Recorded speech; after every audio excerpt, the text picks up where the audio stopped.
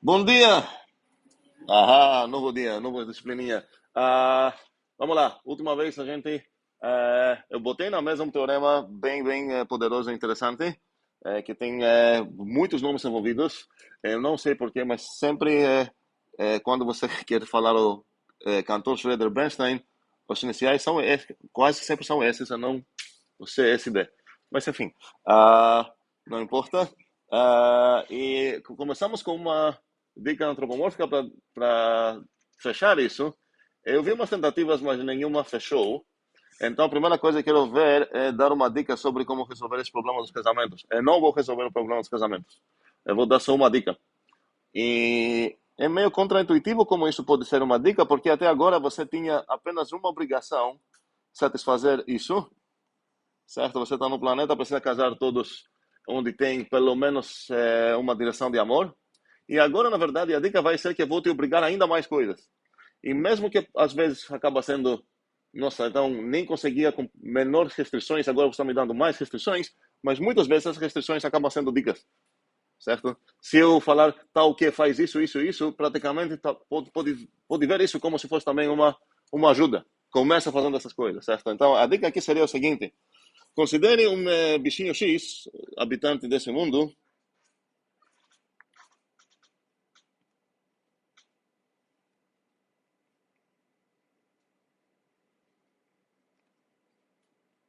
e não vou me importar se essa pessoa X é do A ou do B, se é macho ou fêmea. Eu me confundo muito com com as palavras aqui e vou usar A e B, ok? Não vou me importar se é A ou B. O que eu vou perguntar a essa pessoa não é quem ela ama. Não estou nem aí sobre isso. Eu vou perguntar quem te ama.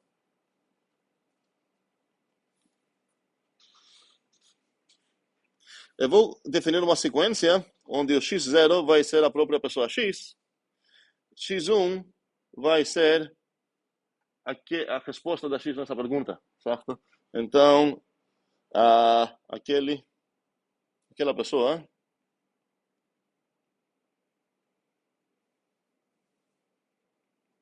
que ama x0, na verdade, e recursivamente, obviamente, eu vou escrever n mais 1 é aquela pessoa que ama xn. E já quero uma briga aqui. Eu estou alegando que acabei de definir uma sequência de pessoas.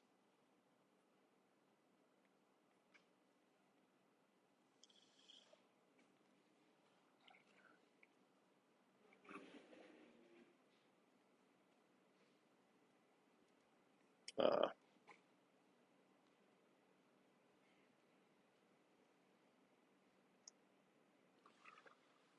brigas. Tem uma briga aqui. Sim, Igor, né? Sim. Certo. Se a gente lembrar muito bem. Se a gente lembrar as condições, não é garantido que toda pessoa é amada nesse mundo. É garantido que ela ama alguém, certo? Mas não é garantido que toda pessoa é amada. Vou lembrar, esse mundo tem coisas bem diferentes do nosso mundo. O mais gritante é que tem uma infinidade de pessoas. Ah, então, não seria justo isso.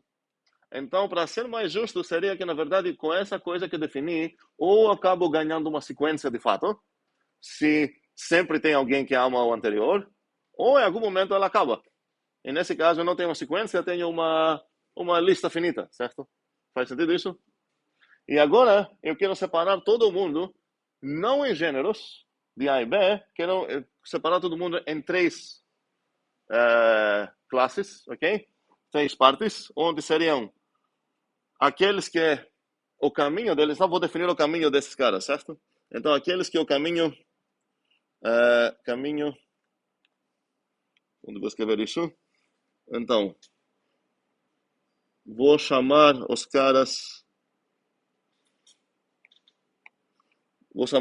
as três coisas assim. C, E seriam todos os x's, tais que essa sequenciazinha, vou chamar isso de path infinito.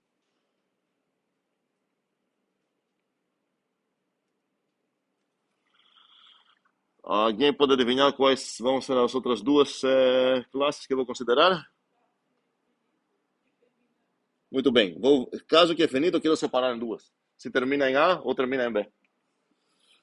O CA vai ser quase a mesma coisa.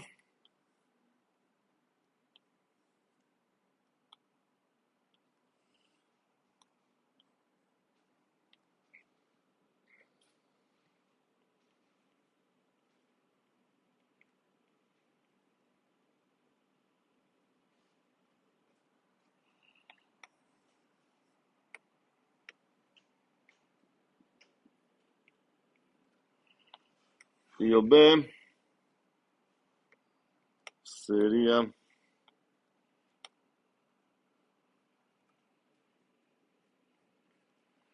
E agora vou parar essa dica aqui, falando a nova restrição que você tem.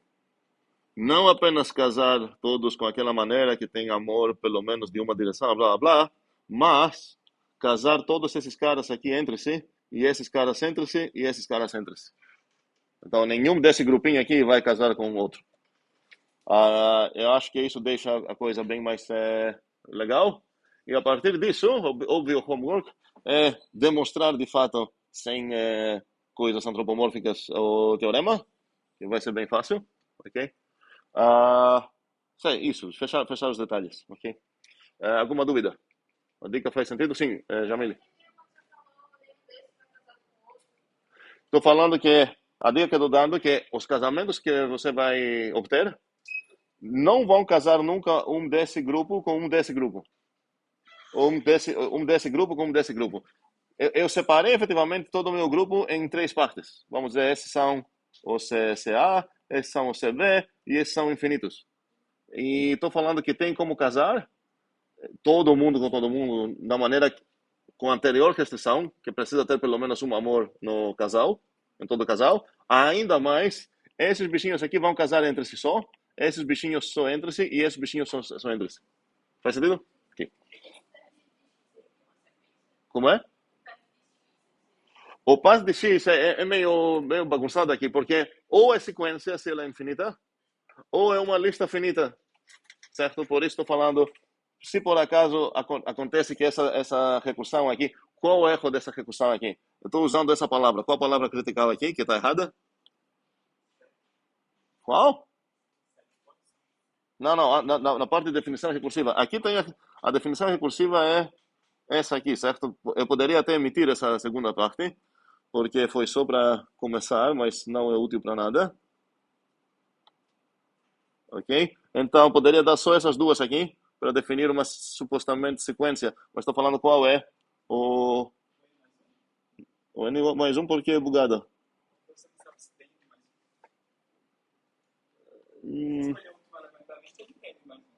não, mas espera aí, nunca tem. Quando eu escrevo uma sequência recursivamente, eu estou definindo essa coisa naquele momento. Então, o problema nunca está aqui.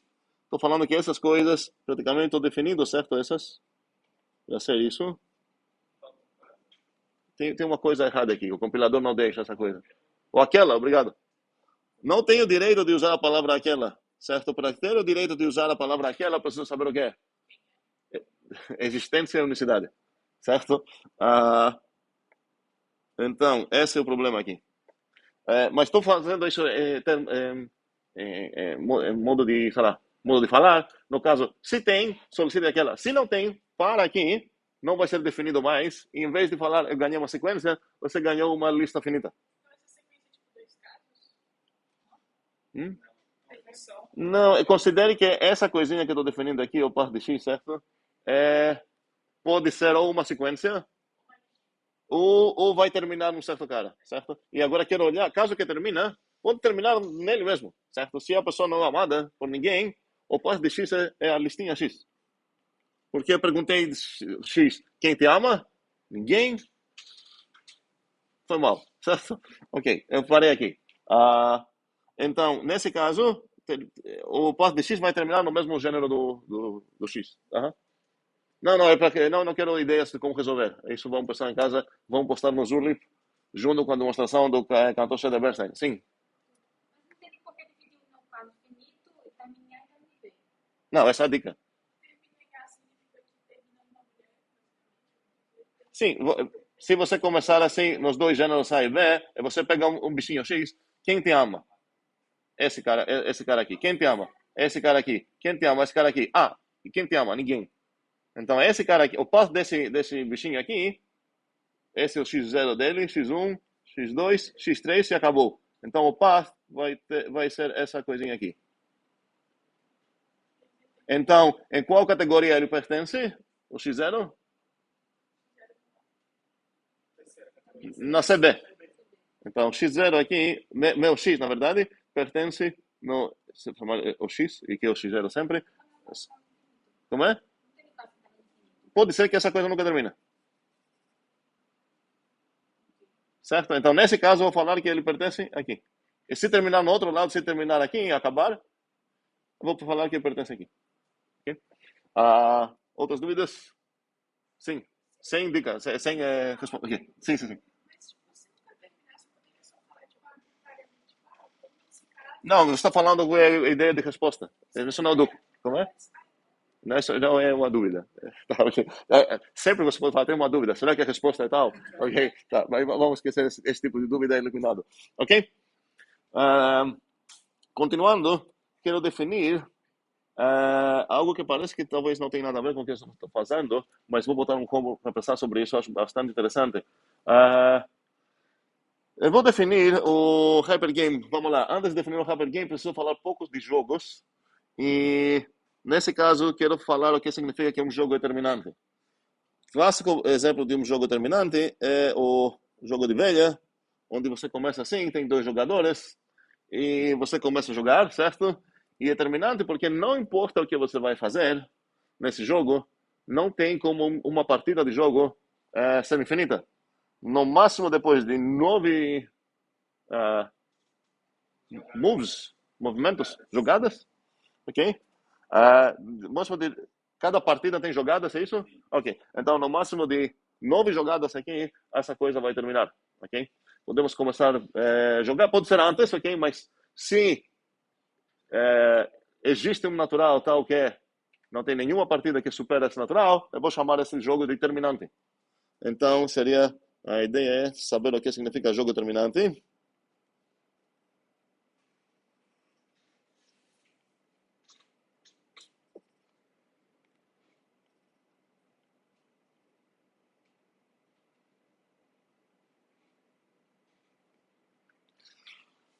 Uh, Outro exemplo de jogo determinante é o xadrez, onde tem explicitamente certas regras para garantir que é determinante, porque se você apagar essas regras, você poderia ficar, sei lá, só com dois bichinhos lá e ficar mexendo esquerda, direita, esquerda, direita, esquerda, direita sempre, e você poderia, em teoria, ter um jogo determinante, e tem regras que proíbem isso, então acaba sendo também um jogo determinante.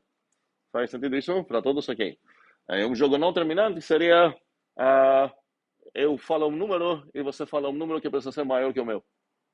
Ok? A gente pode jogar um jogo onde tem partidas infinitas, certo? Agora, quem vai ganhar e tudo mais depende das regras do jogo. Pode ter jogos que têm empates, como esses jogos que a gente escreveu aqui, ou jogos que garantem que pelo menos quando termina existe um vencedor e tudo mais. Tá tudo certo até agora? Bem, então quero definir um novo jogo, e o novo jogo, o nome dele vai ser o Hyper Game, onde o que acontece? Vou definir o Hyper Game. Esse jogo é jogado com dois jogadores,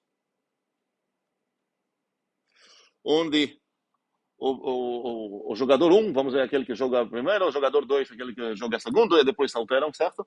Então, o jogador um, no movimento que ele vai fazer, ele precisa escolher qualquer jogo terminante que ele gosta para jogar. Então, o player um.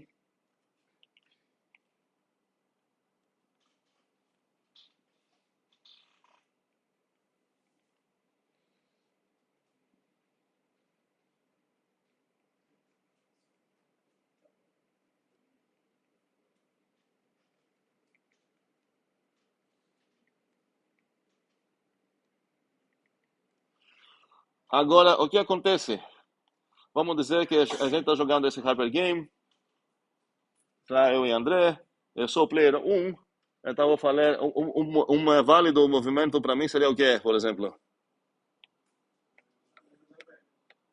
Pronto, então escolho jogo da velha. O player 1 aqui falou, escolho jogo da velha.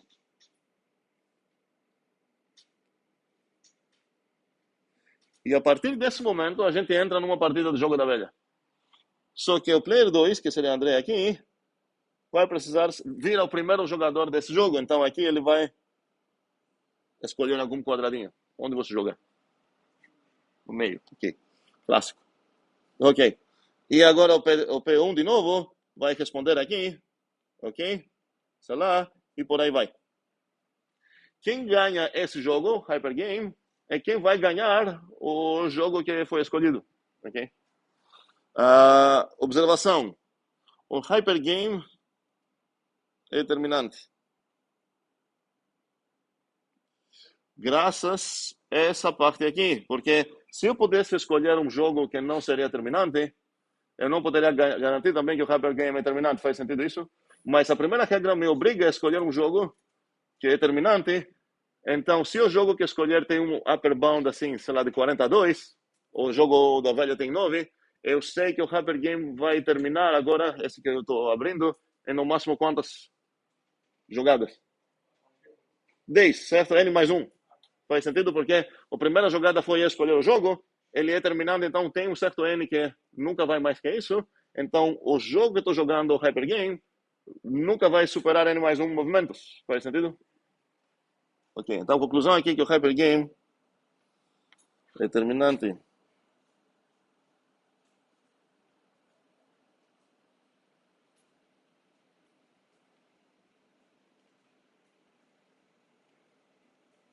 Ok. Vamos ver uma outra partida de Hyper Game. Não essa. Onde... O que vocês acham que eu vou jogar na primeira jogada? Qual jogo eu vou escolher?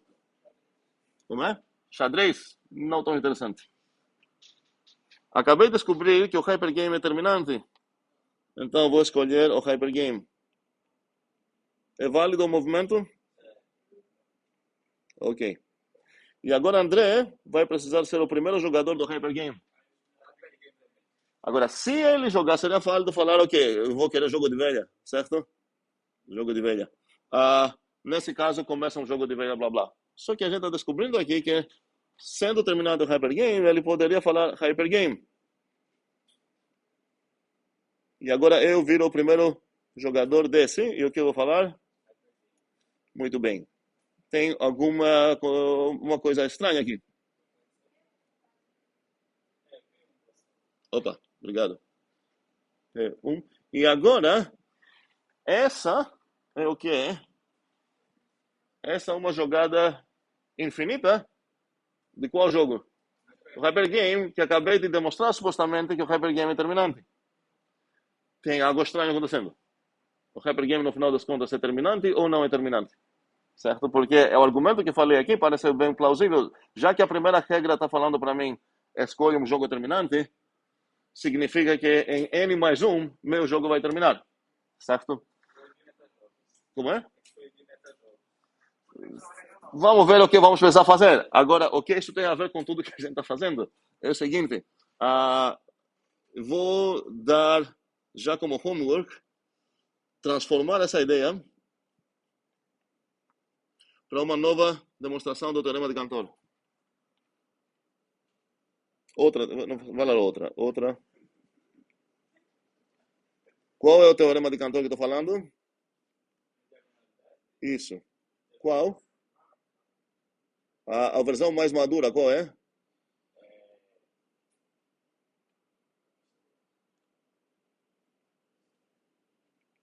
Power sets. O A estritamente menor que o power set de A em cardinalidade. Ok? Entendemos tanto o que aconteceu no Hyper Game e qual o objetivo aqui? Ok. Quero ver ideias isso no Zulip, obviamente, e eu vou postar dicas também. E vamos lá. Agora, continuando nessa ideia de bijecções e de procurar cardinalidades e tudo mais, umas que não vi nada nos olhos, que são das mais interessantes, são essas que a gente estava procurando, certo? Façam isso, galera, isso é muito divertido. Procurar achar bijecções desse tipo. Quero destacar umas coisas que são chamadas mais codificações. É só questão de dar um toque de o que você está como você está visualizando as coisas. E eu quero procurar achar, convencer alguém, na verdade, que, sei lá, os racionais são em números com os naturais. A gente já descobriu uma coisa lá, sei lá, diagonalizações, blá blá. Quero pegar uma maneira um pouco mais, não quero chamar exatamente computacional, tem a ver com codificação mesmo. Codificação, entendemos toda essa palavra? Ok, não, em função também a gente fala pouco de criptografia, que é diferente de codificar algo do que criptografar algo. Quando você quer codificar algo, é que você quer interpretar isso dentro de um outro tipo de coisas. Teu objetivo não é esconder. Teu objetivo é ter a conveniência de você estar trabalhando, sei lá, com bits. Por exemplo, você tem uma música MP3, ela é codificada como certa sequência de bits 0 e 1, certo? Teu objetivo não é esconder essa música. Teu objetivo é que você já tem ferramentas simples para trabalhar com esse tipo de coisas, os bits, e sequências de bits, e você acaba falando, ok, vou codificar essa música para isso, essa imagem para isso, e tudo mais. Tudo isso é FMC1, vou fechar essa parêntese logo. Agora, quero codificar, então, racionais como naturais.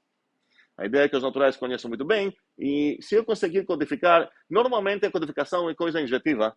Você não se importa se tem lixo. Por exemplo, se eu pegar uma sequência de bits e trocar certos bits lá, não vou acertar uma outra MP3. O MP3 tem já no início certos headers que estão falando que é o formato do arquivo, certo? Estou falando aqui precisa ter isso que denota qual é, será o bitrate, e aqui tem tantos bits que denotam blá blá. Se essas coisas não batem com a especificação do formato de MP3, essa sequência de bits não codifica nenhum MP3. Não é codificação de nenhum MP3. Beleza. O importante é que, se por acaso eu preciso ter uma maneira de extrair o MP3. Extrair a música, certo? Então, se por acaso a sequência de 0 e 1 corresponde ao MP3, eu quero poder ouvir essa coisa, certo? Então, aqui, estou procurando efetivamente uma função que vai conseguir mapear racionais para naturais, então, forma que, se por acaso esse natural representa um racional, eu quero saber qual é o racional. Mas pode ter lixo também, não importa. Se eu garantir essa parte, estou de boa. Então, qual vai ser uma maneira que eu poderia pensar aqui? Na verdade, vou já, para facilitar um pouco a minha vida, vou começar assim. Os racionais positivos. Eu vou falar como que eu vou denotar eles. Vou pegar, sei lá, na verdade, eu vou solicitar para vocês um racional. Alguém? Me dá um racional. 3/4, pronto. Então, 3/4 vou associar, vou mapear para esse número.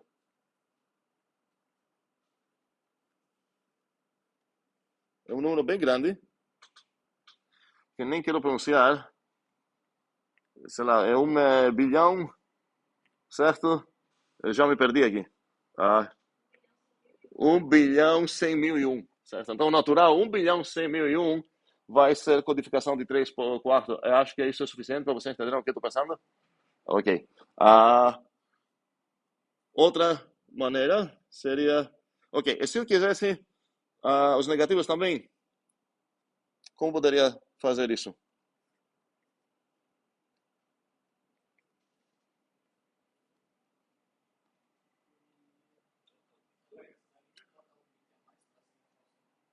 Eu estou pensando em bits, ok, obviamente estou pensando em bits porque eu fiz essa coisa, mas eu poderia pegar qualquer outro dígito, tenho pelo menos 10 que estou usando nesse caso, certo? Poderia pensar o 2 para representar o menos, certo? Então, nesse caso, se eu quisesse botar o menos, vou me arrebentar já, menos 2 terços, isso seria o 1, 2, 1.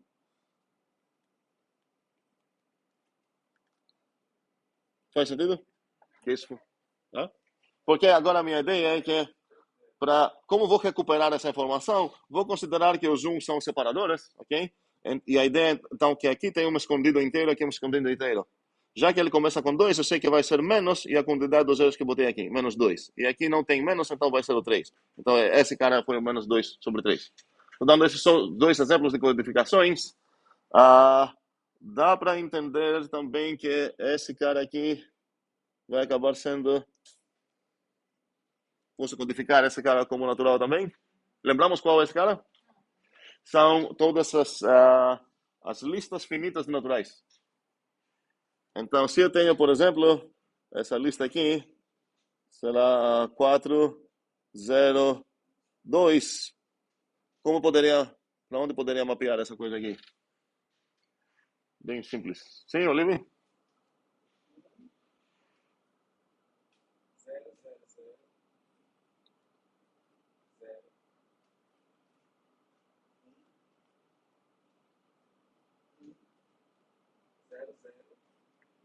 Ok, faz sentido isso também?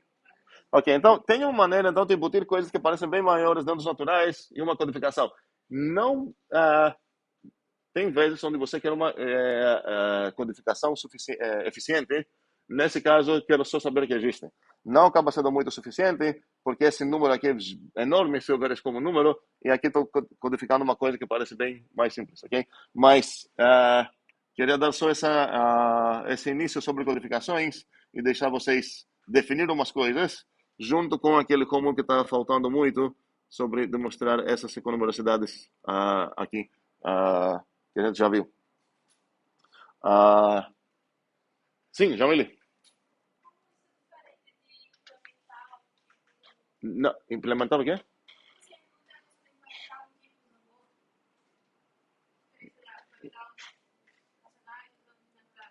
Aqui, normalmente, quando você quer implementar algo, você tem uma certa especificação. Aqui estou me preocupando apenas com os bichinhos que eu tenho. Porque eu quero apenas que apresentar esses bichinhos. Estou ignorando que, sei lá, nos racionais tem o que tem? Tem soma, tem multiplicação, certo? Normalmente é só não um conceito novo. É só uma palavra que usamos quando a gente enfatiza esse aspecto. De, tem uma coisa bem conhecida para mim, nesse caso naturais, quero codificar coisas como naturais. Nos computadores temos sequências de bits, quero codificar coisas como sequências de bits. Não um conceito novo. No final das coisas, é apenas estou procurando injeção daqui para cá. Então, só que eu estou dando um novo nome chique para injetiva. Poderia ser o quê? Sim, mas você pode chegar com uma codificação diferente que essa e eu com minha, e a gente talvez discutir qual seria melhor. Dependendo de qual seria o objetivo que temos, talvez tua não sai tão grande, certo? É mais eficiente, ou talvez a tua não é tão óbvia, sei lá, besteiras, ok. Faz sentido? Sim, Yuri. Uma dúvida. É sobre esse método aí de passar esses racionais para Os naturais. os naturais. Aham.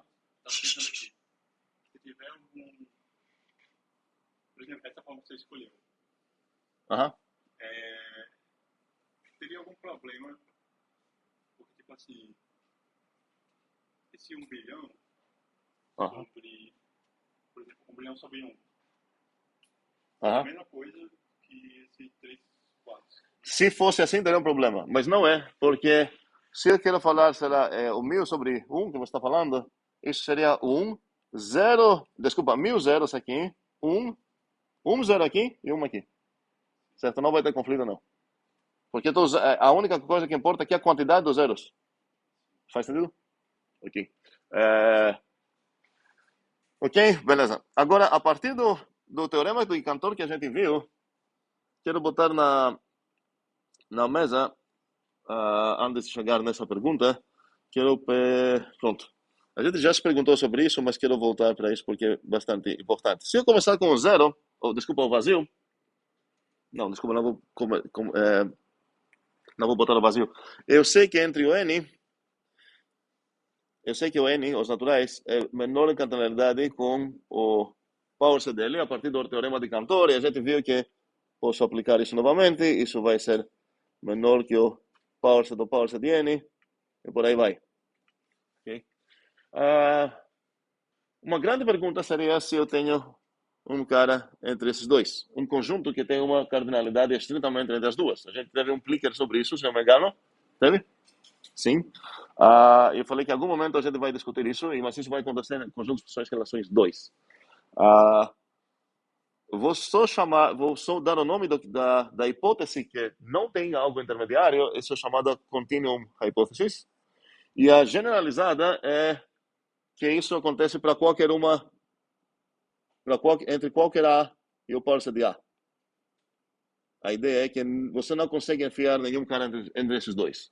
Então, a continuum hypothesis é um caso especial da generalizada, que fala especificamente sobre esse intervalozinho aqui, se tem algo intermediário entre dois. Essa coisa é com número com reais, então posso ver o contínuo, por isso tem o nome contínuo, porque o contínuo é o contínuo dos reais. Posso traduzir isso perguntando se tem alguém entre esses dois conjuntinhos. Seria a continuum hypothesis. Uma outra pergunta relevante a tudo isso que a gente está fazendo aqui de cardinalidades seria a comparabilidade de cardinais. Isso também era no Plicker, onde a pergunta seria, dado A e B conjuntos, será que é garantido uma das duas?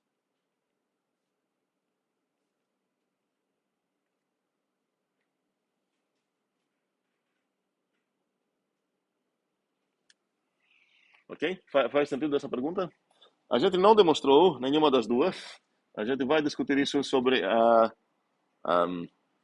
no, em algum parte da conjunto de funções e relações, mas não está na hora ainda de discutir isso. Mas faz sentido a gente consultar nossa intuição.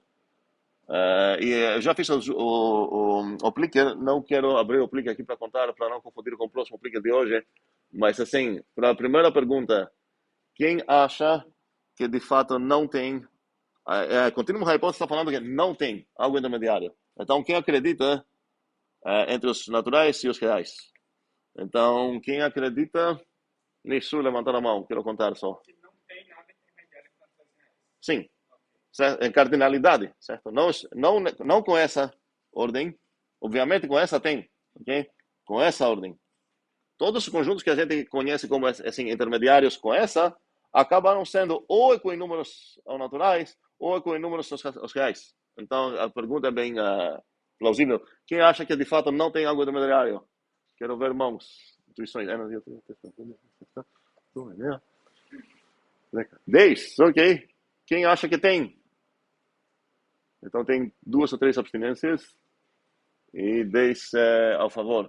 E sobre outra pergunta, comparabilidade de cardinais, quem acha que quaisquer dois conjuntos vão acabar sendo em cardinalidade comparáveis? Um embutido no outro ou outro embutido no primeiro? Quem confia na comparabilidade de cardinais? 1, 2, 3, 4, 5. Tá, vou repetir.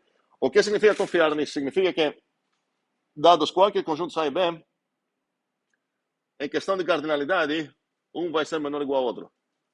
Então, se você não confia nisso, significa que você acredita que pode ter conjuntos A e B, onde você não conseguir nem injetar o A dentro do B, nem injetar o B dentro do A.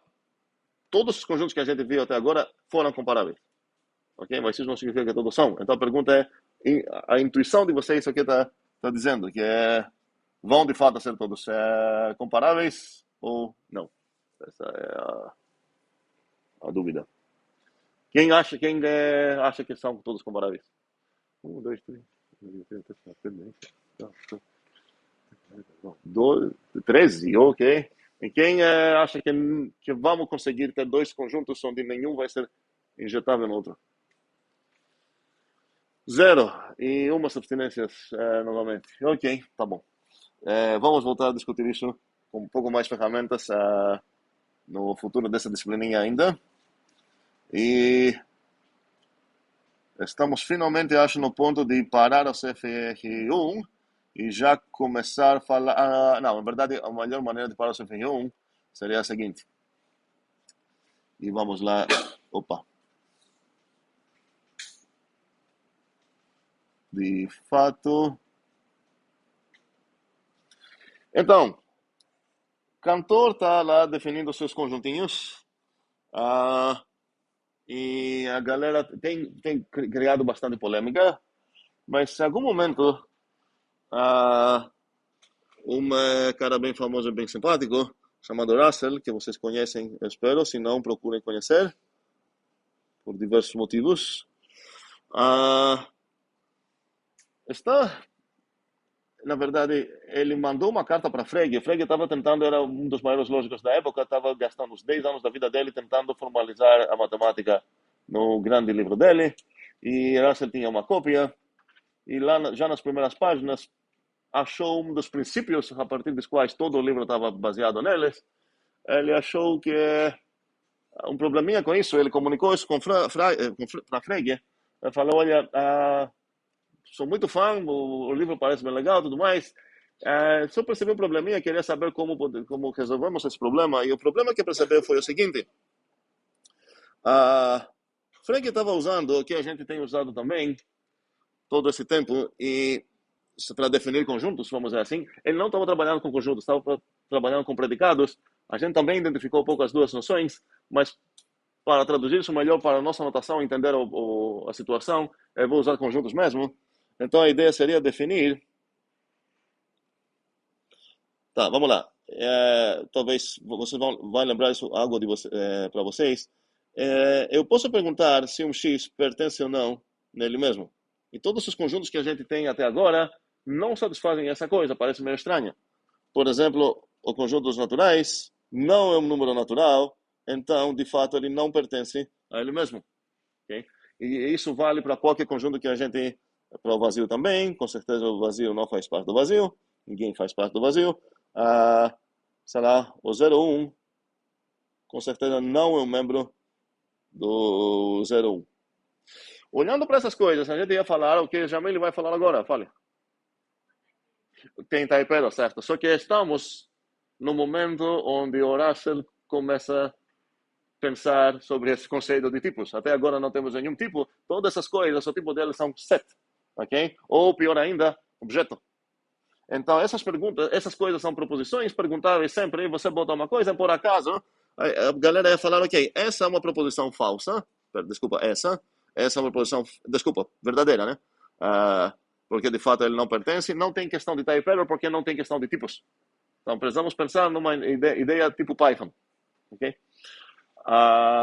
Então posso perguntar para qualquer coisa se ela satisfaz algo, sem me preocupar com tipagens, e a resposta vai ser que satisfaz ou não satisfaz. Não temos o conforto do compilador já me falar, ei, type error. A teoria dos tipos começa com Russell, ok? Então vamos lá. Eu posso perguntar essas coisas e aparentemente todos os exemplos que tenho não satisfazem isso. Eu posso chamar até esses conjuntos, dar um apelido, sei lá, tranquilos, comuns, sei lá, e falar que é um conjunto estranho se ele tem essa propriedade, certo? Mas a partir do momento que eu vou dar isso, vou fazer uma coisa parecida com essa ideia de depressivos. Eu quero coletar todos os caras que têm essa propriedade numa numa coleção, certo? Porque posso usar o set builder e falar, ok, me dê todos os bichinhos tais que eles são tranquilos, eles são comuns, tais que eles não pertencem a eles mesmos. Ok? Faz sentido isso? Ok. E agora qual a pergunta óbvia que eu quero fazer? Se a gente lembra dos depressivos, vai ser meio parecida. Opa, não sei o que aconteceu, ok. O R estou usando aqui em homenagem a Russell. Russell não usou essa letra. Mas, enfim, botei então todos os bichinhos que tem essa. Pode ser que esse R é vazio. Pode ser que nenhum conjunto consegue satisfazer isso. Mas a questão é aberta por enquanto, não sei. Então, quero definir a coleção de todos eles, botar eles num conjunto, e agora que eu tenho esse conjunto, quero perguntar se o conjunto R é tranquilo ou não. Faz sentido essa pergunta? E vou ver novamente os dois casos. Caso R, vou chamar de comum. O que significa comum? Não é? Sim.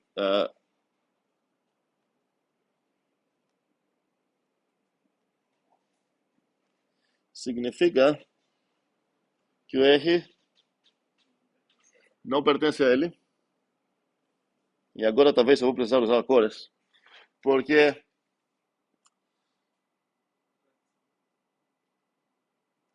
acima disso, vamos lá. Se o R pertence, ok, vou precisar cores aqui porque vamos se perder. Se o R pertence nessa coleção, qual coleção? Vou pintar ele de, sei lá, laranja. Pronto. Pelo fato que ele pertence nessa coleção, qual foi a definição de pertencer no laranja? Que você não pertence a ele mesmo. Então, eu posso, nem preciso desse comum aqui, vou apagar. Então, eu posso inferir que o R não pertence a ele mesmo. Agora, esse R aqui e esse R aqui vem desse X e desse X. A partir do fato que descobri que o R é um deles. Faz sentido isso? Ok. Similarmente, mas aqui tem uma contradição, certo? Porque supondo que o R pertence ao R, chego numa contradição.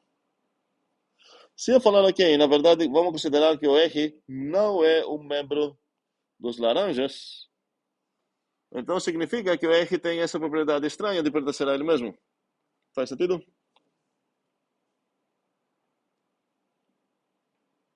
Mas se ele tem essa propriedade estranha, significa que eu tenho novamente um boom aqui. Porque a partir do fato que ele não pertence no laranja, inferi que ele pertence a ele mesmo, mas ele era o próprio laranja. Ok? Então, aqui, eu posso separar o mundo nesses dois casos, mas tanto nesse caso eu elimino, quanto nesse caso eu elimino, então eu consegui explodir o mundo. Normalmente, quando eu explodo o mundo, eu sou feliz, porque significa que eu terminei uma demonstração, certo?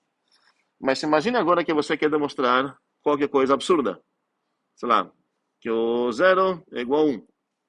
E você abre tua demonstração e fala o seguinte: primeiramente, vou definir esse conjuntinho, certo? Vou abrir em dois casos. Os dois casos explodiram, o mundo explodiu, então eu ganhei o zero igual a 1. Dá para perceber um problema onde as ferramentas que você tem no sistema que você trabalha, se elas te permitem explodir o mundo sem nenhum estradado, tem um problema porque você consegue demonstrar qualquer coisa. E a pergunta então é quem é o culpado aqui? Qual função? Essa é uma função, calma aí. É o set builder, certo? Parece que eu não deveria ter o direito de falar, ok, para qualquer propriedade que eu estou pensando, qualquer predicado, eu tenho o direito de considerar isso como uma coleção, assim, e definir como conjunto e andar para frente. Essa coisa foi bastante chocante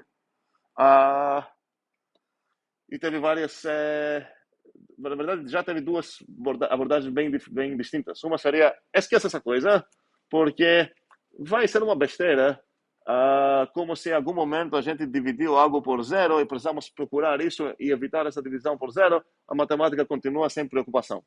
Mas também teria uma outra abordagem que foi bem popular, que é precisamos rever o que é válido em matemática e o que não é, porque essa coisa a gente está usando toda a disciplina F1, F2 sem nenhuma preocupação. A gente não tanto, porque Jamil já percebeu um probleminha de tipos, e a gente fala que aqui deve ter um tipo, e essa coisa pode acabar resolvendo a situação. Mas a galera está usando essa ideia de ter um bocado de... ter uma propriedade, solicita o conjunto de todos os objetos que fazem essa propriedade.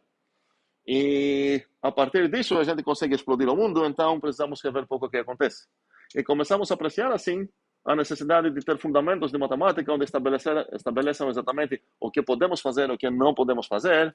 E a partir desse momento começaram duas, tem bem mais que duas, mas a partir dessa crise, logo depois, chegaram duas resoluções para esse problema.